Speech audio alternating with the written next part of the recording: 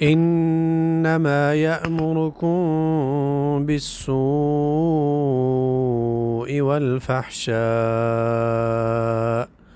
وأن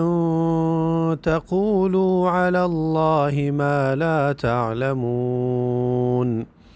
وہ تو تمہیں برائی اور بے حیائی ہی کا حکم دیتا ہے، اور یہ کہ تم اللہ پر وہ بات کہو جو تم نہیں جانتے۔ اس آیت میں اللہ تعالیٰ نے شیطان کی عداوت اور اس کی دشمنی ذکر کی ہے بنی آدم کے ساتھ، کہ شیطان انسان کو عام گناہوں کی دعوت دیتا ہے، اور خاص کر فواحش کی دعوت دیتا ہے، جیسے زنا، شراب، قتل اور دوسروں پر زنا کی تہمت لگانا۔ اور اس کے ساتھ ساتھ اللہ تعالیٰ فرماتے ہیں کہ شیطان آپ کو اس بات کا بھی حکم دیتا ہے کہ آپ اللہ تعالیٰ کی طرف ان باتوں کی نسبت کریں جن کے بارے میں آپ نہیں جانتے۔ مفسرین فرماتے ہیں کہ اس سے مراد ہر وہ بات ہے جو کتاب اور سنت سے ثابت نہ ہو۔ قرآن کریم میں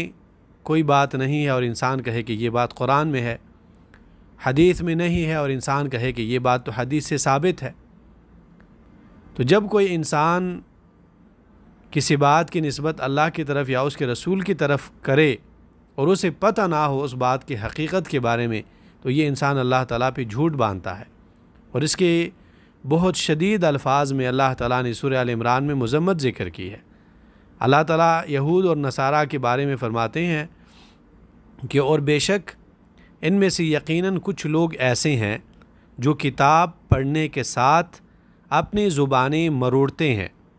تاکہ تم اسی کتاب میں سے سمجھو، حالانکہ وہ کتاب میں سے نہیں،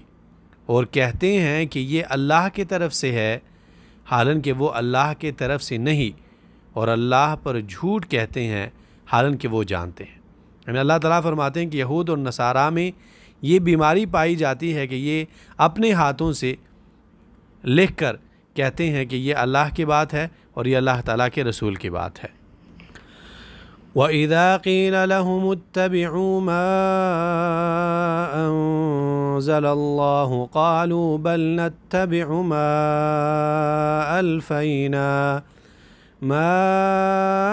أَلْفَيْنَا عَلَيْهِ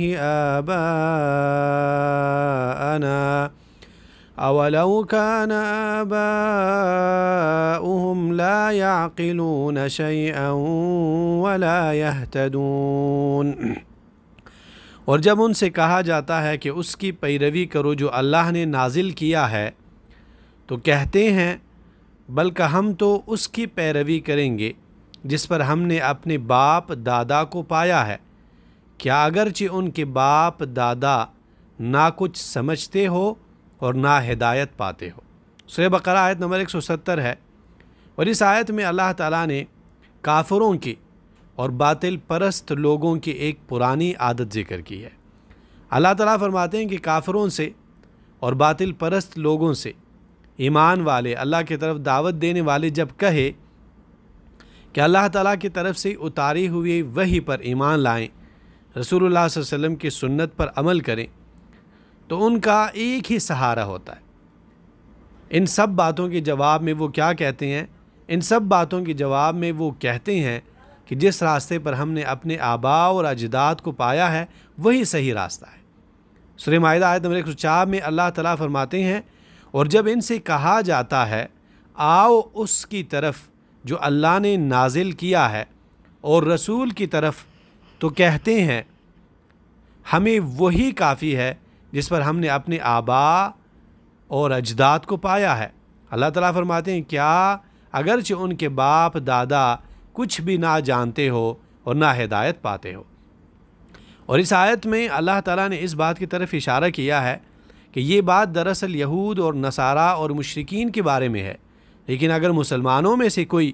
یہ رویہ اختیار کرے، یہ راستہ اختیار کرے کہ قرآن اور حدیث کے مقابلے میں اپنے آباء اور اجداد کے رسموں پر جمے رہے، یا اپنے ائمہ اور علماء کی باتوں پر ڈٹے رہیں جن کی کوئی سند نہ قرآن سے ملتی ہو نہ سنت سے، تو وہ بھی اس آیت کا مصداق ہوں گے، اور یہ آیت ان پر بھی رد کرتی ہے۔ اور اسی کو ہی تقلید کہتے ہیں کہ انسان اپنے آباء اور اجداد کے راستے پر آنکھیں بند کر کے بنا کسی تقلید کے پیچھے جائے، بنا کسی دلیل کے جائے، اسی کو تقلید کہتے ہیں، جس کے دین اسلام نے مذمت کی ہے۔ اور اگر گہری نگاہوں سے دیکھا جائے تو جتنے بھی گمراہ فرقے ہیں، شرک لیں آپ، بدعت، رواج، مزاروں اور درگاہوں پر پرستش کرنا اور ان سے وہ چیزیں مانگنا جو اللہ سبحانہ و تعالیٰ کے لیے خاص ہے، یہ ساری چیزیں اگر وجود میں آئی ہیں تو ان کی بنیادی وجہ کیا ہے؟ اپنے آباء اور اجداد کی اندھی تقلید کرنا۔